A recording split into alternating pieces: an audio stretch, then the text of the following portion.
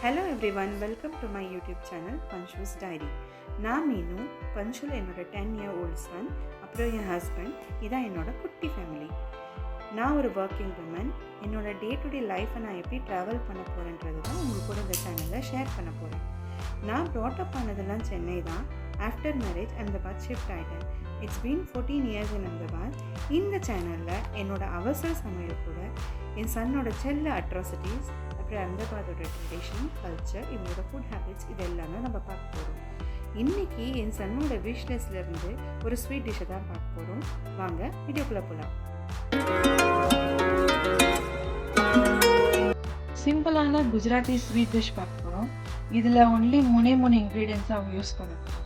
ஒரு கப் கோதுமை மாவு, ஒரு கப் வெல்லம் எடுக்கணும், ஆனால் நான் நாட்டு சர்க்கரை எடுத்திருக்கேன், ஒரு கப் கீ. இப்போ இந்த ஸ்வீட் டிஷ்ஷோட பேர் சுப்ரி. எப்படி செய்யலான்னு பார்க்கலாமா? இல்லை, நம்ம கீ ஒரு கப்பு கீ எடுத்து வச்சுருக்கிறது நம்ம ஊற்றிடலாம். கீ நல்லா சூடானது கோதுமை மாவை கொஞ்சம் கொஞ்சமாக ஆட் பண்ணணும். சூடாயிடுச்சு.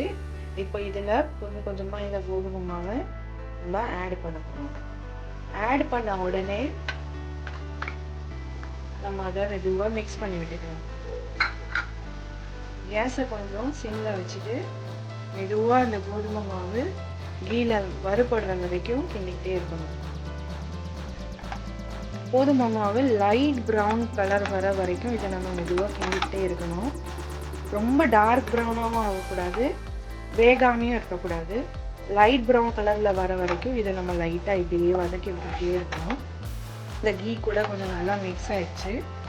நான் குவான்டிட்டி சும்மா 2 பேருக்கு செய்கிறதுனால ஒரே ஒரு கப் தான் எடுத்திருக்கேன். நம்ம எடுக்கிற குவான்டிட்டிக்கு ஏற்ற மாதிரி பார்த்தா எடுக்கணும் போல இருக்குது. இப்போ இது நல்லா வறுபட்டுருச்சு. இன்னும் ஒரு 2 minutes கொஞ்சம் நல்லா ப்ரௌன் கலர் ஆகி இது கூட மிக்ஸ் ஆகி கீ தனியாக பிரிய ஆரம்பிக்கும். அது வரைக்கும் நம்ம இது அப்படியே கிளறிக்கிட்டே இருக்கணும். யூடியூப் சேனல் ஸ்டார்ட் பண்ணுறதுக்கு ரீசனே என்னோட சன் தான். அவரோட டிமாண்ட்ஸ் வளர வளர டே டு டே லைஃப்பில் அதிகமாகிட்டே போகுது. இதை செஞ்சு கொடுங்க மம்மி, அதை செஞ்சு கொடுங்க மம்மி, டிஃப்ரெண்ட்டாக ஏதாவது கேட்குறாரு. ஆனால் அது கூட டிஃப்ரெண்ட்டாக கொடுக்கறது கூட ஹெல்த்தியான ஃபுட்டு கொடுக்கணும் இல்லையா? அதனால தான் சரி அவருக்கு தமிழ்நாட்டு டிஷ்ஷு, குஜராத்தி டிஷ்ஷு, எல்லா ஊருக்கும் என்னென்ன ஹெல்த்தியாக கொஞ்சம் பசங்களுக்கு எந்த விதமான ஆமம் இல்லாத ஒரு ஃபுட்டாக செஞ்சு கொடுக்கணும்னு நினைக்கிறேன். இப்போ பாருங்கள், இப்போ நல்லா இது வெந்துருச்சு. நல்லா அந்த கீ கூட சேர்ந்து அந்த கோதுமை மாவு நல்லா வெந்துருச்சு. இப்போ இதுக்கு மேலே விட்டோம்னா தீஞ்சிடும். இப்போ இந்த டைமில் நம்ம என்ன பண்ண போகிறோம்னா, நான் எடுத்து வச்சுருக்க வெல்லத்தை இதில் ஆட் பண்ண போகிறேன். கொஞ்சம் தான் ஆட் பண்ணியிருக்கேன். ஃபஸ்ட்டு இதை மிக்ஸ் பண்ணிடலாம். இது நல்லா மிக்ஸ் ஆகி ஒரு நல்ல கன்சிஸ்டன்சிக்கு வர வரைக்கும் இதை கொஞ்சம் மிக்ஸ் பண்ணிக்கிட்டே இருக்கணும். நிறைய நேரம் வச்சேன்னா இது என்ன பண்ணால் ஒரு மாதிரி கடிக்கும் போது ஹார்டாக இருக்கும். இந்த டிஷ்ஷை யூஸ்வலாக இது பேர் சுப்ரின்னு சொல்லுவாங்க, இல்லைன்னா இது பேர் கூடு பாப்படின்னு சொல்லுவாங்க இந்த ஊரில். மோஸ்ட்லி வீட்டில் பசங்க ஏதாவது ஸ்வீட்டுன்னு கேட்டால் இந்த ஸ்வீட் டிஷ்ஷை நம்ம செஞ்சு கொடுக்கலாம். ஹெல்த்தியாகவும் இருக்கும், அவங்களுக்கு ஈஸியாக டைஜஸ்டும் ஆகிடும். இப்போ இந்த கண்டென்ட்ஸ் எல்லாம் நம்ம இதில் ட்ரான்ஸ்ஃபர் பண்ண போகிறோம். இது வெறும் கேக் டின் தான். கேக் டின்னில் தான் நான் இதை கொட்டியிருக்கேன். இப்போ இதை கொஞ்சம் கொஞ்சமாக போட்டு இதை செட் பண்ணிடணும். செட் பண்ணி கொஞ்சம் நேரம் அப்படியே விட்டுடணும். அப்படியே இதில் கீ செப்பரேட் ஆகி வருது. இதில் நம்ம ஊற்றிருக்க நெய் அப்படியே செப்பரேட் ஆகி வருது பாருங்கள்.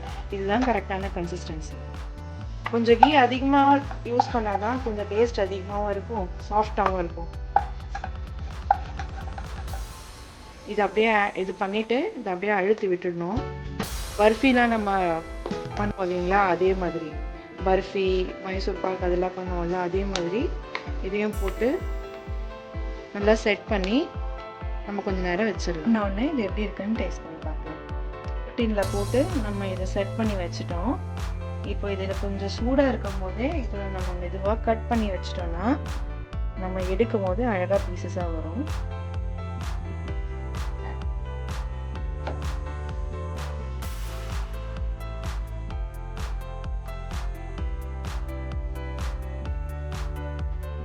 இதுக்கு மேலே ட்ரை ஃப்ரூட்ஸ் வேணால் நம்ம ட்ரை ஃப்ரூட்ஸ் ஆட் பண்ணிக்கலாம் டெக்கரேஷனுக்காக. அவ்வளோதான். இப்போ இது நல்லா ஆறிடுச்சு. இப்போ இது நம்ம என்ன பண்ண போகிறோம்னா இதில் எடுத்து நம்ம பிளேட்டில் ட்ரான்ஸ்ஃபர் பண்ண போகிறோம். இப்போ இது மெதுவாக இப்படி லைட்டாக வச்சு எடுத்துக்கலாம். அப்படியே பீஸாக தனித்தனியாக வந்துடும். நான் எடுத்து வைக்கிறேன், அப்படியே கேக் மாதிரியே வருது. நம்ம எல்லாத்தையுமே இதை பிளேட்டில் ட்ரான்ஸ்ஃபர் பண்ணிட்டோம்.